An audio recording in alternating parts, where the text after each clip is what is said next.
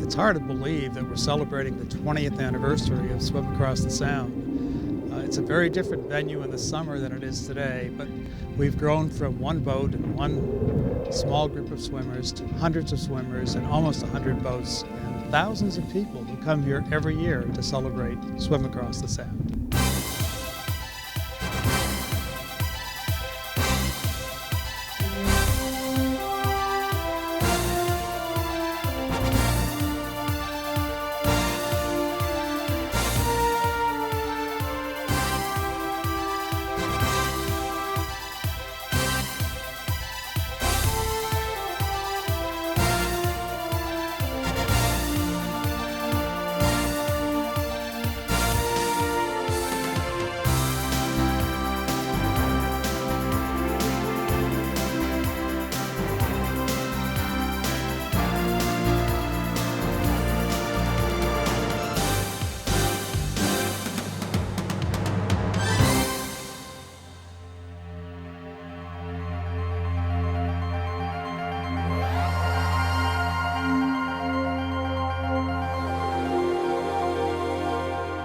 Long Island Sound is one of America's great estuaries.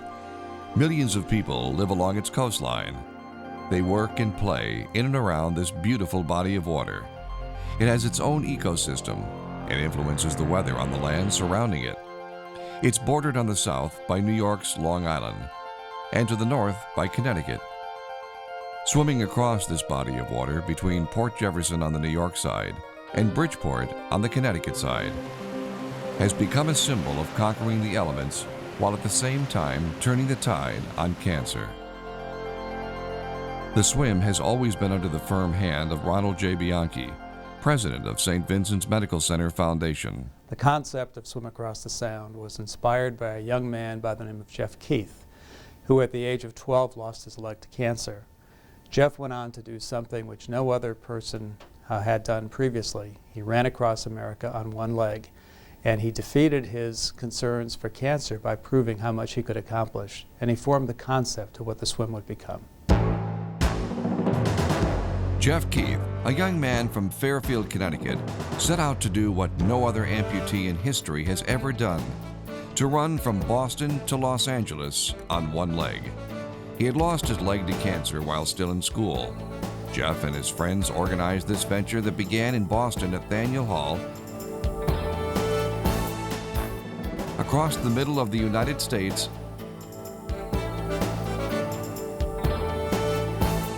and ending up in Los Angeles, California.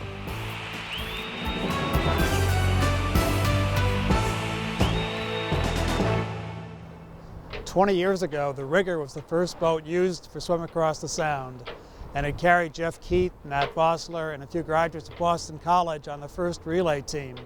There was a second boat, and that boat actually sunk, was never found, but everybody on board was rescued and safely brought back to shore. None of us at that time really understood the potential of the swim and how much good it could do. It was our first step, and we began to learn from that day forward.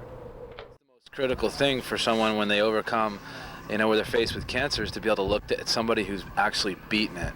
It's just a great event with people coming from all different areas, different walks of life, getting involved and having fun with crews and with other activities surrounding the swim.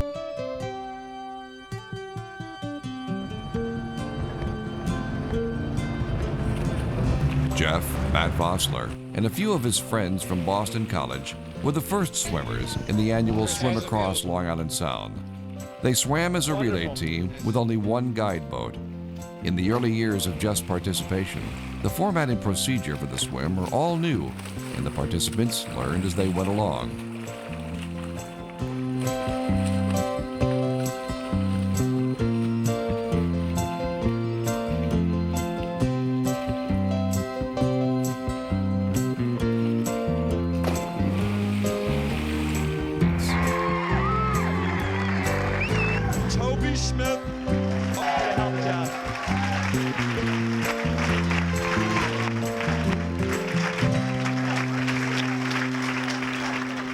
It's swim day of the 20th anniversary of the Swim Across the Sound. The swim has grown dramatically since that first day.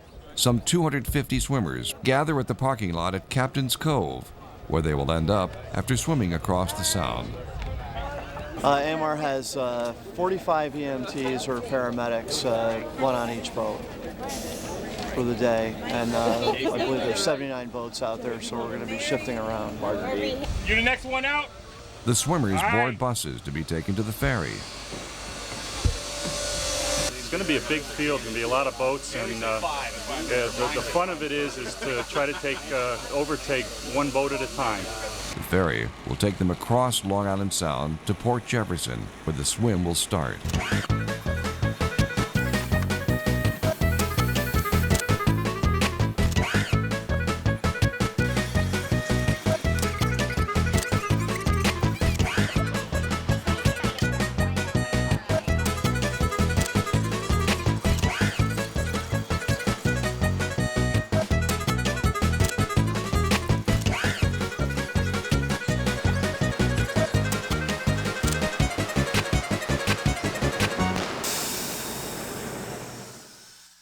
After the first few years of Swim Across the Sound, we began to believe we might have come upon something very significant and something which could make a difference in the lives of people. We decided we would try to raise more money in order to do more good on behalf of people in the community threatened with cancer.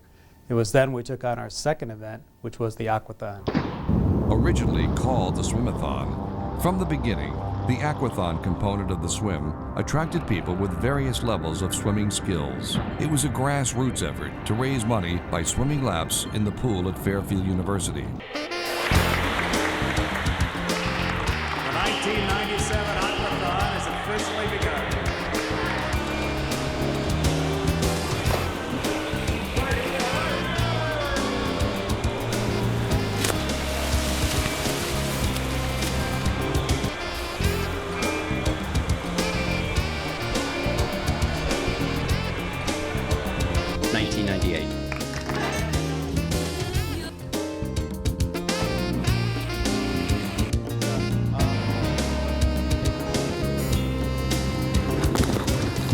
Over the years, the swim has had its lighter moments. Let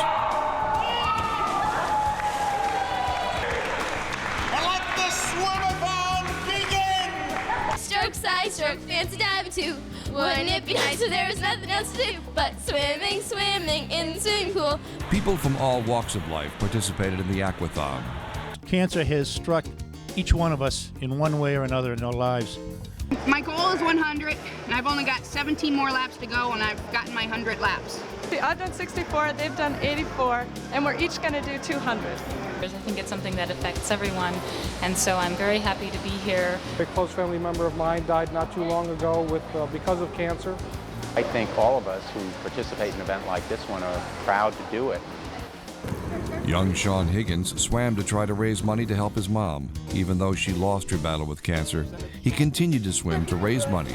And now I'm seeing a lot more kids. Dottie overcame a lifelong fear of the water to swim laps to raise money.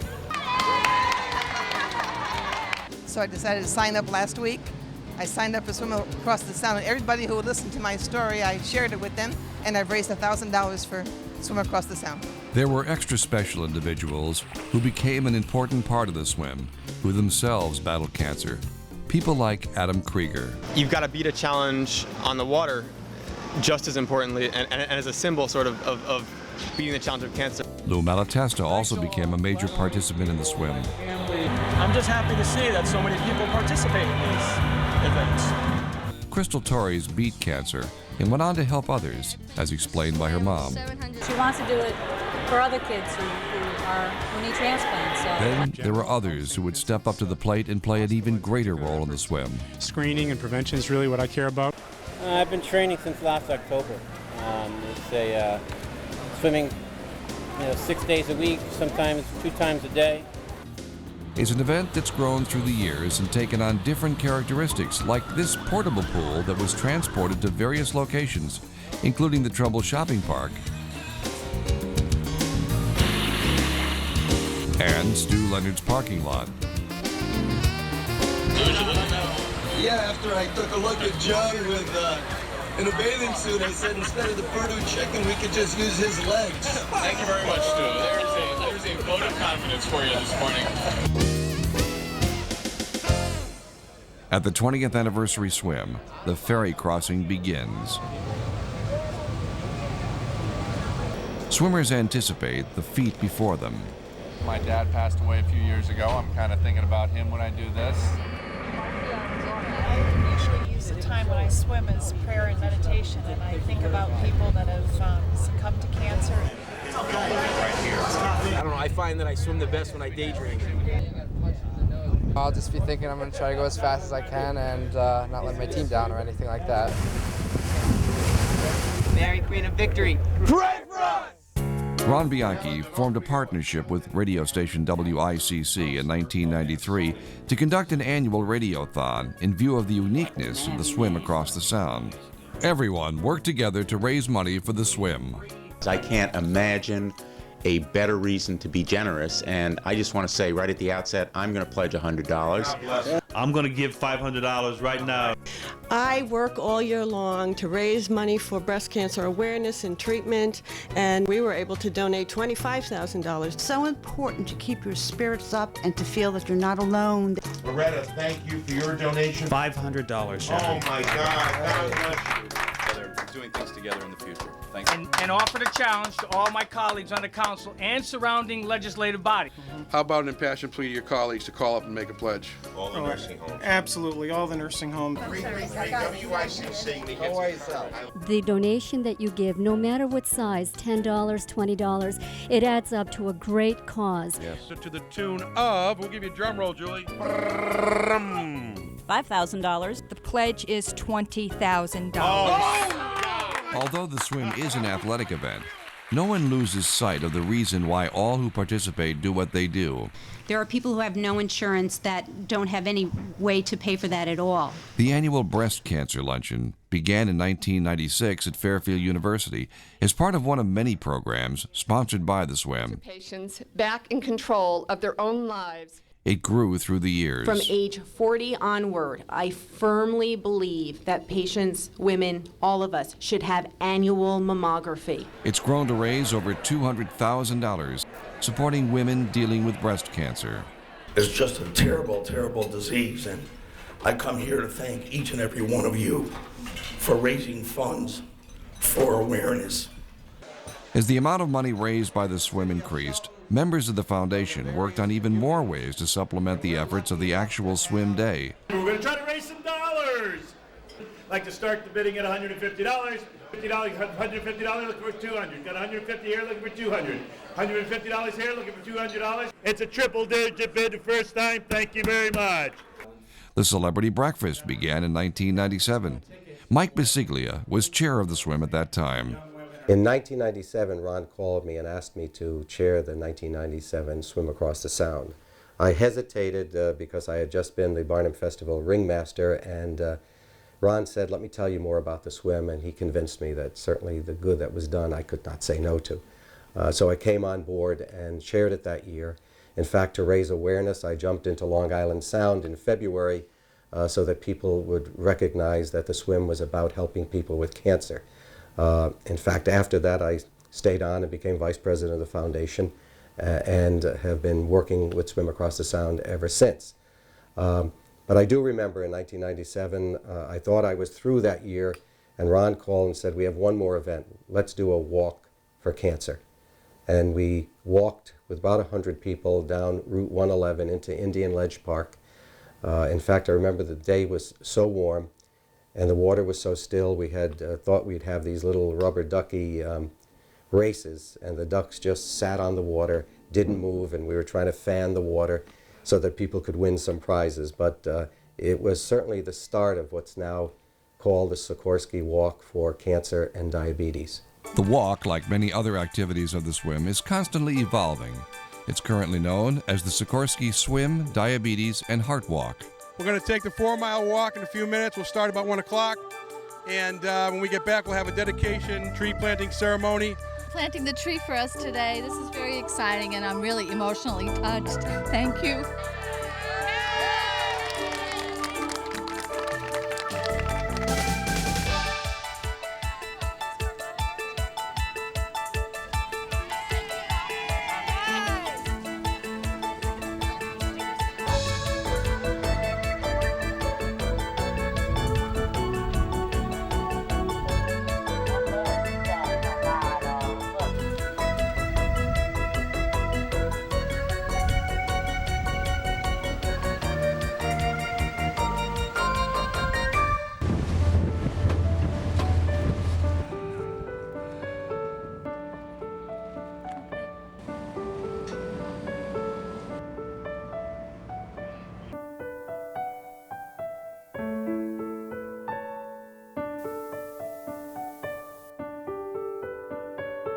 The 20th anniversary swimmers who disembark in Port Jefferson, Long Island, are composed of groups of amateur relay teams and individual swimmers.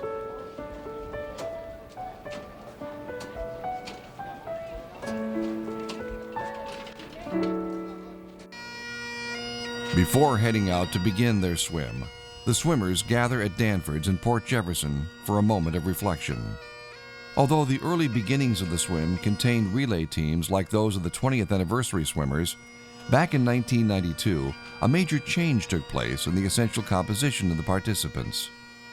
Many of the original marathon swimmers could no longer continue because of changes in their lives. There was a question as to whether we could continue, and we learned of an organization that involved the very best marathon swimmers in the world, all swimming for the World's Championship.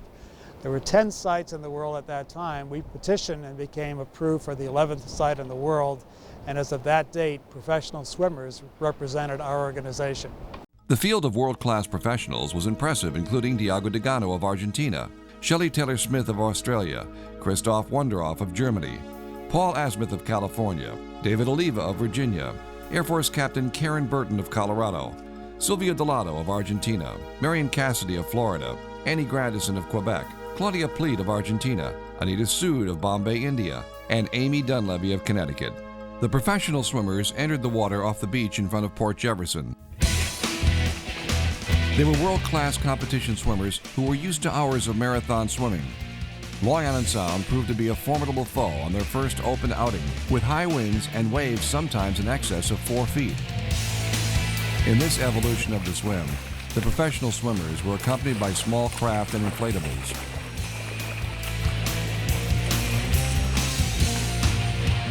They all competed as solo swimmers, each with a guide boat. It was a relatively small field of a dozen or so swimmers who swam the entire distance across the Sound and competed for prize money. They entered Black Rock Harbor and swam into Captain's Cove for the finish.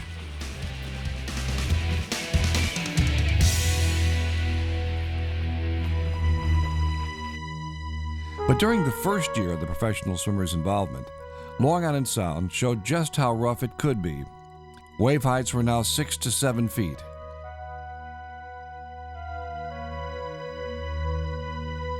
After arriving in Port Jefferson, the Coast Guard pulled a permit declaring it unsafe to swim the Sound. If you guys want to reschedule, you need to call Group Long Island Sound Monday morning. Okay. They'll do it. Do it on safe condition. We can't let you go. The professional swimmers took the ferry boat back to Connecticut.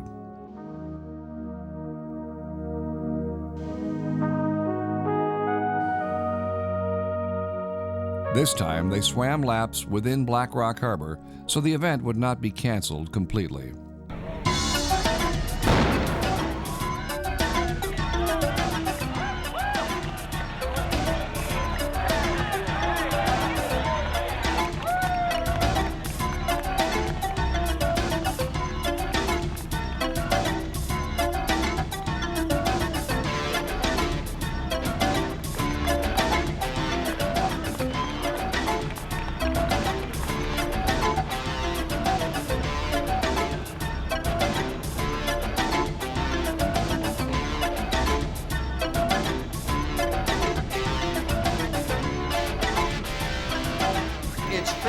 On the left is Diego Degano, the #1 male swimmer in the world.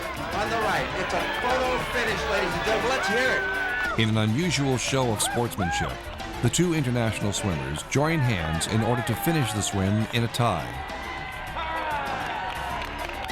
It's Claudia Pleat who sums up the feelings of these world-class swimmers. We fight against the elements of the marathon, the element of the waters, the hard times, and I think that's the thing we have in common. So I feel more close to the people who fight against cancer, and I respect them a lot. Thank you very much. Throughout the years, when the professional swimmers were the highlight of the swim, many other events were developed to help those afflicted with the dreaded disease of cancer. One of these programs that became an annual event for the swim is the Cancer Survivors Breakfast, which was begun in 1998 through the office of Dave Parcells. We're very fortunate in having Swiss Army Brands as a corporate partner with Swim Across the Sound, and Every year we have a capacity crowd of 500 plus people at the Holiday Inn for a breakfast. And at that breakfast, Rick Taggart, the president of Swiss Army, gives out a free watch to each of these survivors. When you look out into the audience and you see the faces of these people, that they're long-term and short-term survivors, those who have been newly diagnosed, talking to someone that's been 30-year survivor, it's just a great feeling to see them in a room together and being able to share a common problem and working through it. So it's really one of our, what I call one of our finest events. Those who have been treated and continue to survive cancer are given a watch donated by the Swiss Army brands, known today as Victorinox Swiss Army, a sponsor of the swim, as a reminder of the time added to their lives as a result of their treatment.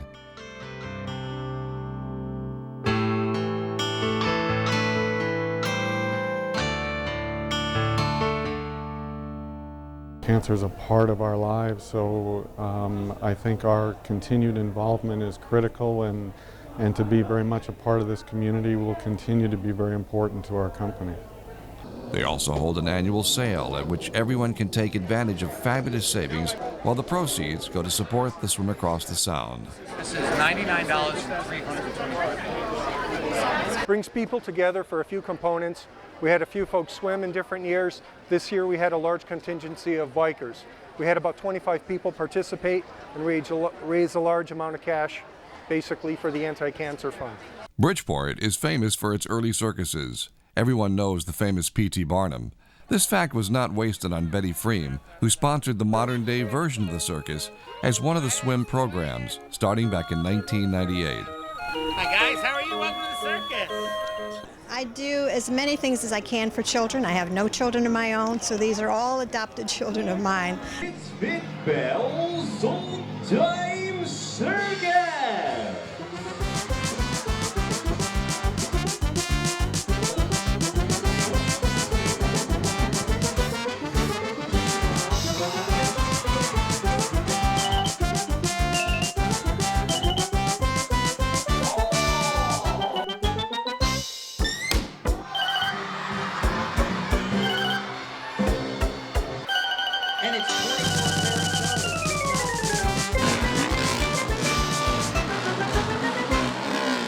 An early fundraiser on the grassroots level was the sale of paper bluefish.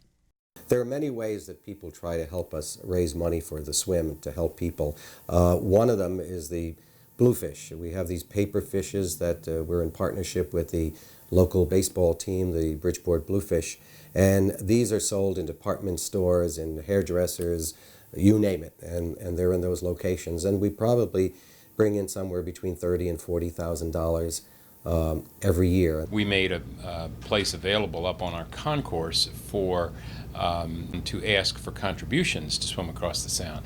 And as I understand it, they were using some yellowfish logo before we got involved, and now they use the sort of the BB the Bluefish logo when people contribute $1 to Swim Across the Sound. Every time somebody does give a donation, we say thank you.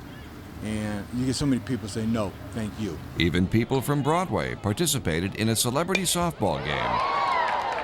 I certainly have friends and family who have succumbed to cancer, so whatever I can do to help out and get money in, happy to be here. The first involving the cast of 42nd Street and the producers, including Matthew Broderick. People were so dedicated, they even stayed through the rain. And ladies and gentlemen, due to the weather, tonight's game has been shortened to 5 innings. That's the end of tonight's ball game. The final score, the producers 22, 42nd Street 3. The swim established the 101 Boys Night Out event. At this one, Dr. Frank Schifo is honored. He says, Len, you gotta lose a little weight. Here's his diet chart. He says to me, Len, here's what you gotta do. You gotta do what I do.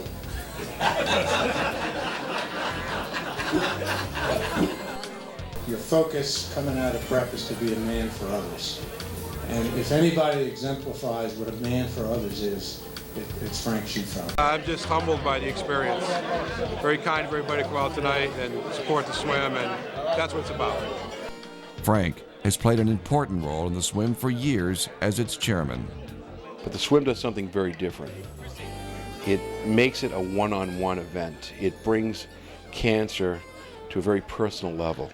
The swim fundraising activities extend to the golf course, where celebrities like Bobby Valentine have lent their talents. So it's great to be able to get out here and play with the guys here for Swim Across the Sound and help raise a couple more dollars to help out those who are in need.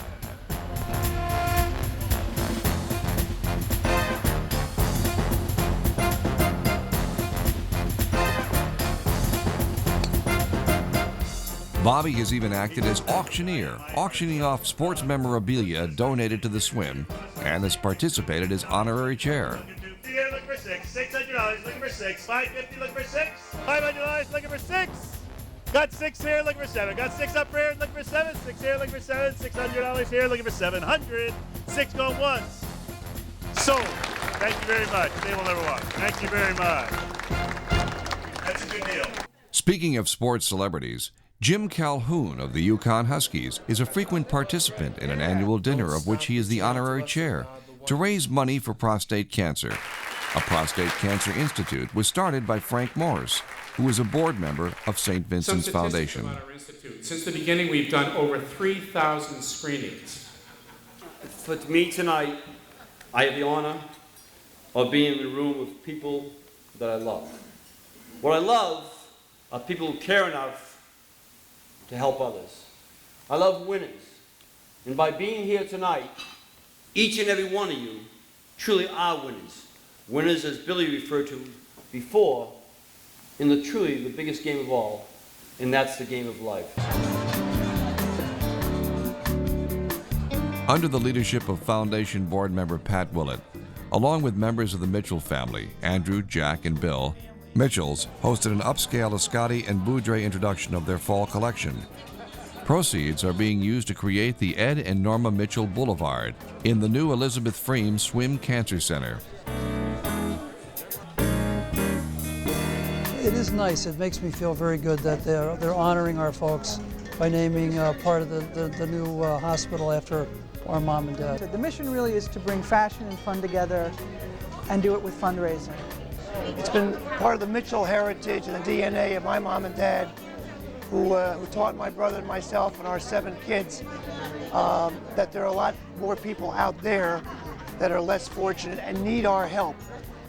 So on behalf of the 20,000 patients that we discharged last year, the 60,000 patients we treated in our emergency room, and the 150,000 patients that came to us for outpatient services, I want to thank all of you for helping us help our community. Thank you very much. Behind me, the boats are covered and secured for the winter. But on the first Saturday of every August, nearly 100 of these boats goes out to sea, and they support the Swim Across the Sound and our swimmers from Port Jefferson to Captain's Cove Marina. There's no way we could do the swim without the captains who own these boats and are part of Swim Across the Sound. It's been the tradition of the boat captains to meet 2 nights before the swim for last-minute instructions. Packets of information and packages of merchandise are passed out to the boat captains, who gather with the swimmers to review what's about to take place. We have the largest group ever in the water and the most boats, so I'm pretty excited about it. It's going to be a good day. Yeah? Okay. I know it is, and the weather's going to be perfect. And that's about it. That's all. Thank everybody for coming and participating in the 98 swim. Welcome to the 2003 Swim Across the Sound. It's an amazing event to have over 100 swimmers, over 50 boats. Everybody hooks up with the boat captain, and these are the GPS coordinates for Buoy 2A. So you can plug it into your GPS and navigate right to them.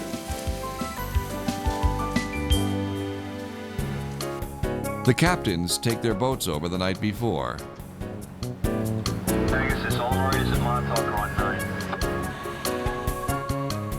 There was a festive mood among those who make the voyage over in anticipation of the events the next day.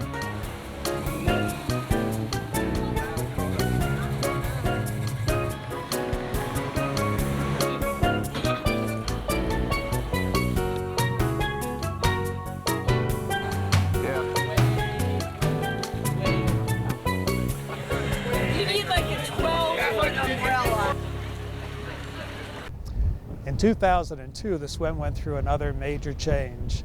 Dave Parcells, the only amateur ever to swim with the professional swimmers, convinced us to go back to an all-amateur relay program and to recruit the best marathon amateur swimmers in the United States. The Swim Day event was dramatically influenced by Dave Parcells, who became one of America's foremost amateur marathon swimmers. Dave committed to swim the English Channel. On his first attempt, he did this in challenging seas to raise money for the swim across the Sound. Dave Parcells did something which very few people in the world have ever done, and fewer Americans have ever done. He decided at the age of 41 or so to swim the English Channel. And he did it. He survived. He swam the English Channel. It was back to the pool again, training, raising the bar. This time, Dave set out to accomplish what only 3 other Americans in history had done, to double-cross the English Channel. And I thought about a new challenge for me, because every time there's a cancer patient facing a challenge, and all I had to do was swim. Their challenge is a heck of a lot harder than mine. So I developed the idea of swimming across the English Channel 2 ways, totally unknown to me what was going to happen, but not unlike a cancer patient not knowing what's going to happen the next day either. Again, Dave crossed the Atlantic Ocean to England.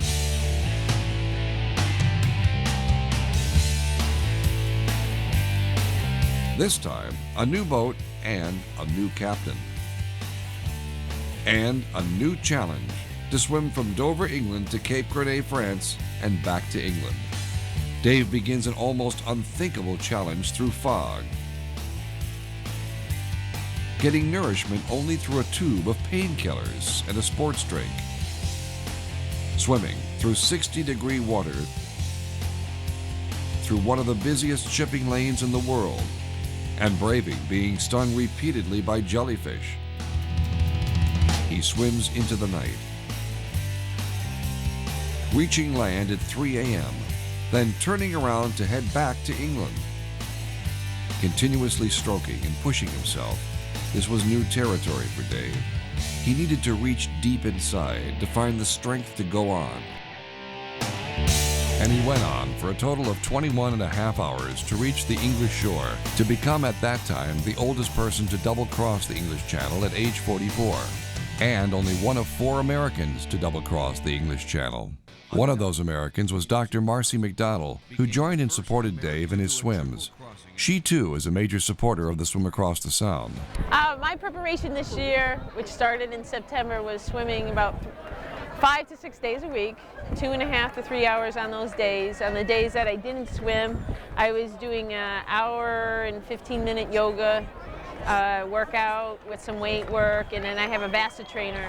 We're going to really challenge our bodies, and I really think and hopefully raise a lot of money for the Swim Across the Sound. Whether it was raising money for the swim or becoming the architect of the amateur relay configuration of the swim, Dave was an integral part of the Swim Across the Sound. Sadly, during the 20th anniversary year of the swim, Dave Parcells, while participating in a marathon swim in Florida, suffered a heart attack and died at the age of 49. Liz Fry, another English Channel swimmer and friend of Dave, stepped up to the plate to lead the 20th anniversary swimmers, beginning another chapter in the history of the Swim Across the Sound.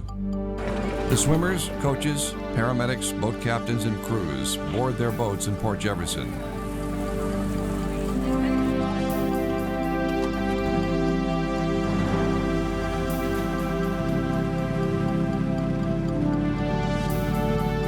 Proceed out to the swim staging area just outside the harbor. As guardians of the swimmers, the boat captains transport their swimmers through Port Jefferson Harbor to the beach, where they will begin, as has been the tradition, right from the beginning.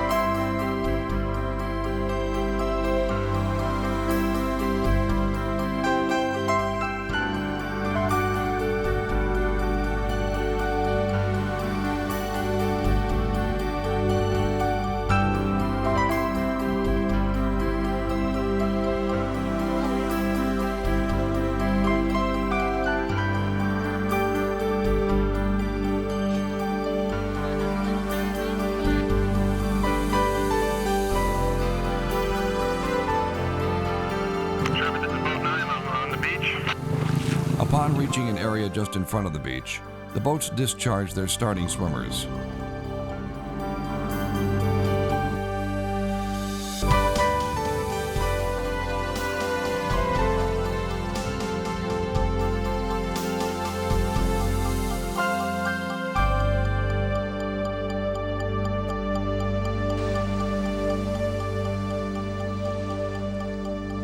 In years previous to the 20th anniversary swim, the relay teams began on the beach. No matter who was swimming, everyone began at the same time in the same place.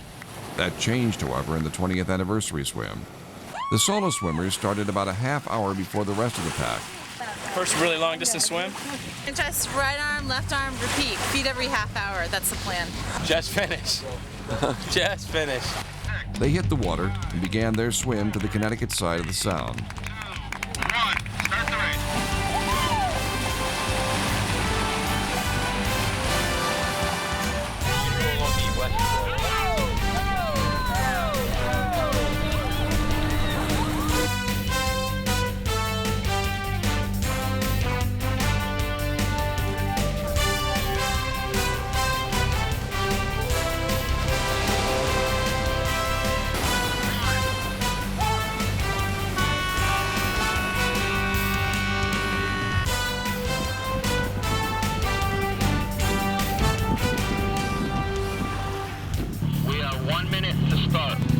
Teams for the 20th anniversary swim enter the water not from the beach but from boats to prepare to set out to swim across the Sound. 5, 4,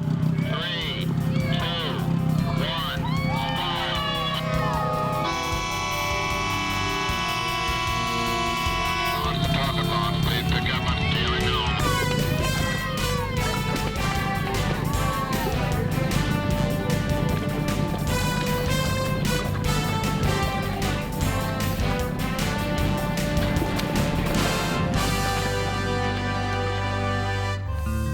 We've often said that the swim is like a water wheel. The more good we do, the more people want to become involved and support it. We never dreamed 20 years ago that the swim could grow to 35 programs helping almost 20,000 people a year throughout the state of Connecticut. It's gone farther than anything we could have imagined. The programs funded by the swim are numerous. Programs began to be funded as far back as 1992. Programs like women's breast cancer screening, including the mobile mammography van. There are programs like support groups, Sunday brunch. The Smoke Stoppers program alone has helped over 100,000 young people in Connecticut overcome their addiction to tobacco. Do you see a difference when you were smoking? Funds from the swim pay for free wigs and prostheses for women undergoing treatment, nutrition programs, cancer education and screening. The Swim Women's Imaging Center, which provides digital mammography screening to all women regardless of their ability to pay, was also made possible by funds from the swim's breast cancer fundraisers. The excavation of the new Elizabeth M. Freem Swim Across the Sound Cancer Center has recently started. Now, this is a cornerstone for everything that started with the Swim Across the Sound 20 years ago. Our intent was to help people, and the truth is that this building will help people in ways we never thought possible. This building will integrate all of the cancer services in this region. It will change the standard of care for cancer treatment. It will make it more convenient for patients. It will provide them with the finest equipment that we could acquire and bring to our region. It's something we always hoped could happen and never dreamed that actually would happen. So we're very pleased to be a part of this new program. At the beginning of the 20th anniversary swim, swimmers start out in calm waters.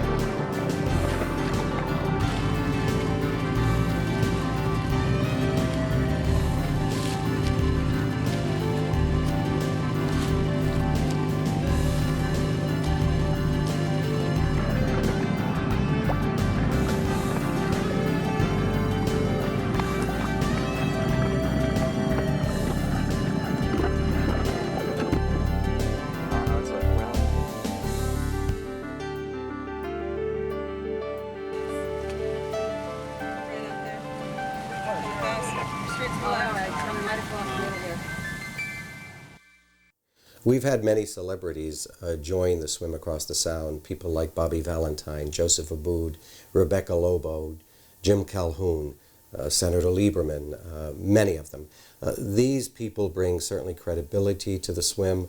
They attract people to come to events, and they are just warm and very generous with their time, and I think people appreciate that. And we've been lucky in that many people have embraced the swim through a lot of these celebrities helping us. People from all walks of life are what the swim's all about. Everyday people who volunteer their time to make the events of the swim happen. Year after year, these volunteers do the work of the swim, making it a success. Over 20 years, there's been more than 1,000 volunteers. The most important people to the Swim Across the Sound are those people who have cancer and their families who are struggling along with them. We have 35 programs that are paid for through the swim.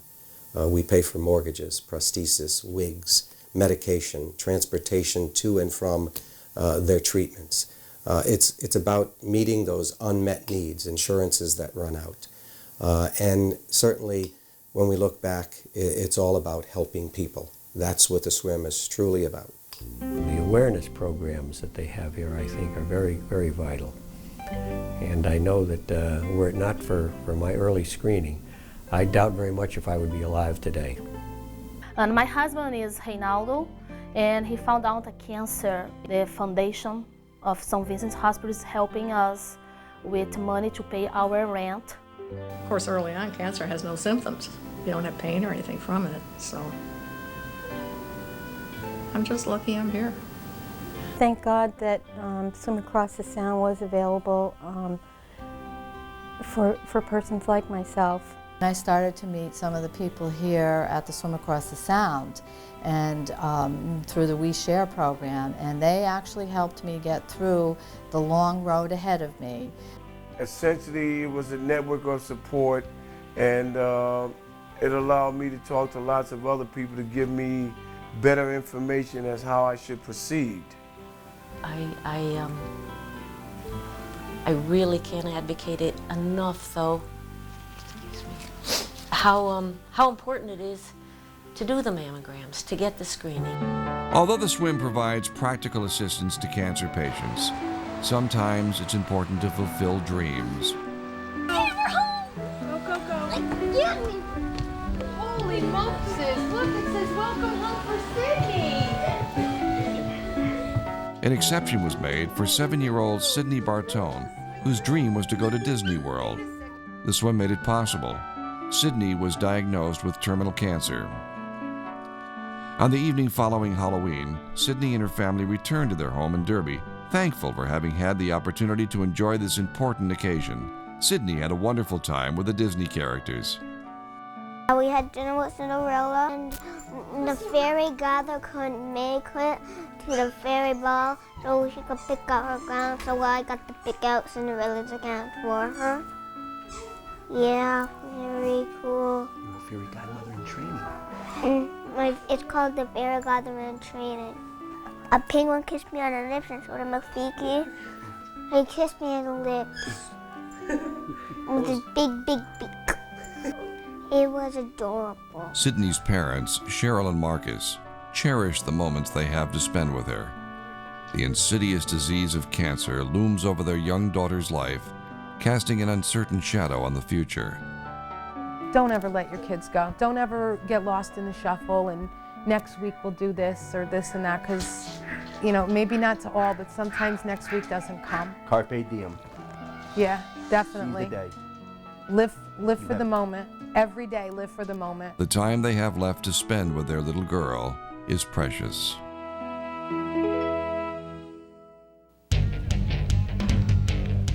The challenge the swimmers face during their grueling swim across 13 miles of water between Long Island, New York and Bridgeport, Connecticut is not unlike the challenge that cancer patients face when struggling with this dreaded disease. During the 20th anniversary swim, there are more swimmers, more boats, and more volunteers than ever before. The 20th anniversary swimmers are now spread out and more than halfway across the Sound. They press on to reach out for their goal of Captain's Cove in Bridgeport.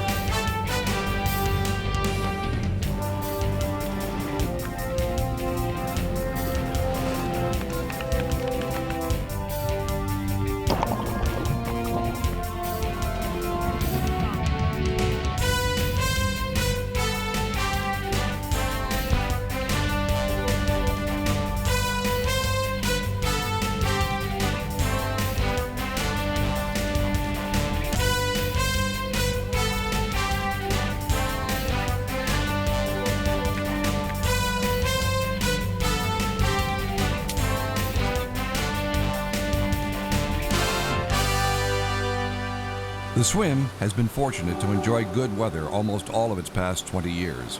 But toward the end of Swim Day 2003, a thunderstorm suddenly came up. Reduced visibility and heavy rain. We're terminating the race. The race is over. Mark your positions where you're at. So that's what your finish is going to be in the race.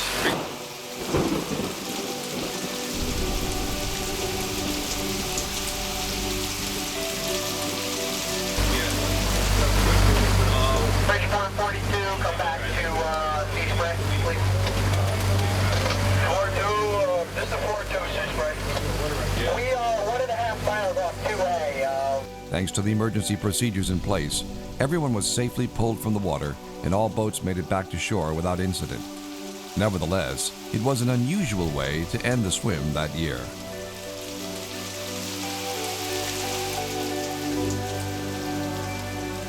Rain once again played a role in the 1999 swim, as all operations were moved to Black Rock Harbor, where the swimmers began, swam in the harbor, and finished at Captain's Cove Seaport.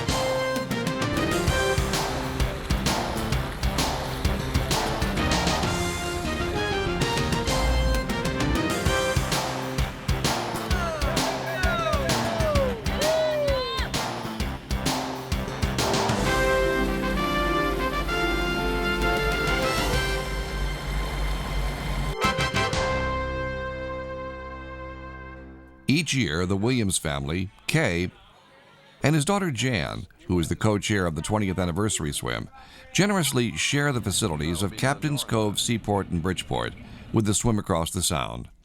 As people gather and wait for the swimmers to come in each year, there has been entertainment provided to the public.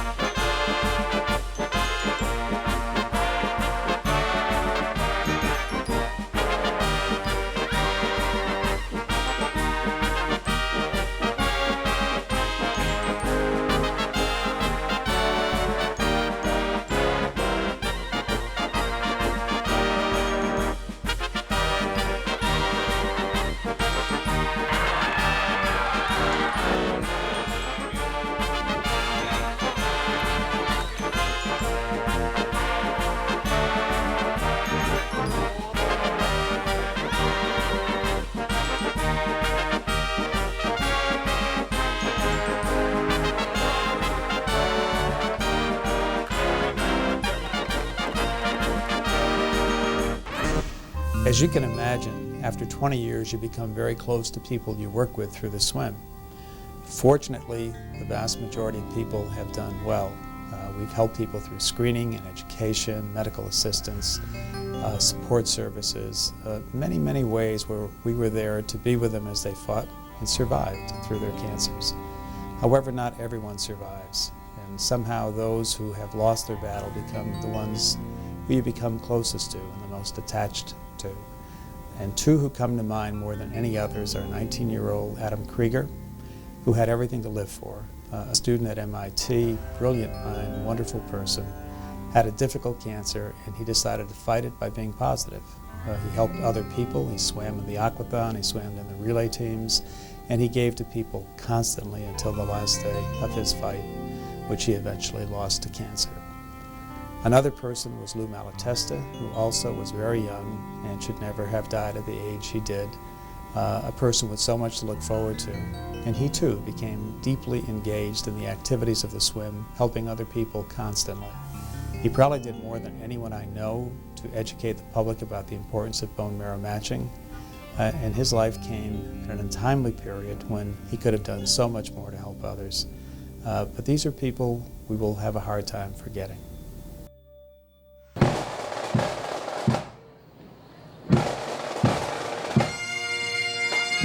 The annual Swim Memorial Service is the time and place to remember those lost each year.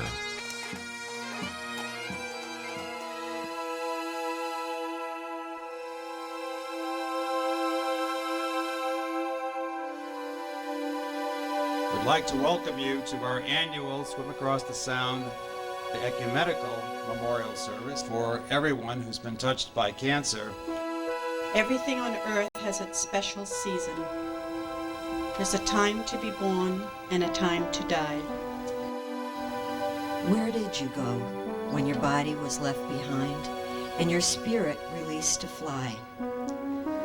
Perhaps you are the morning bird singing joyfully at sunrise, or the butterfly that dances so carelessly on the breeze, or the rainbow of colors that brightens a stormy sky, or the fingers of afternoon mist delicately reaching over the mountains, or those final few rays of the setting sun lightening up the skies, edging the clouds with a magical glow. Although not a swimmer, the swim benefited greatly by the hard work and determination of Marilyn Goldstone. She worked tirelessly year after year with organizations like AMR to make the swim a success.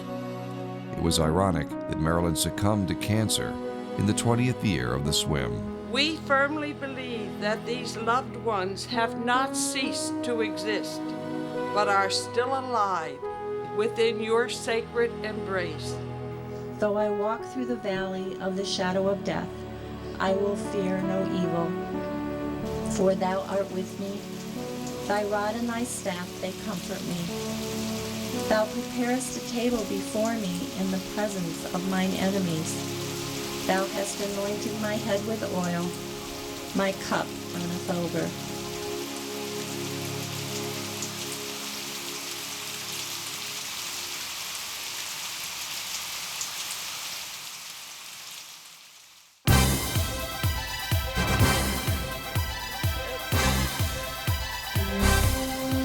On this, the 20th anniversary of the Swim Across the Sound, wave after wave of new faces of amateur swimmers cross the finish line with the thrill of victory, while at the same time sharing a sense of accomplishment like those who came before them.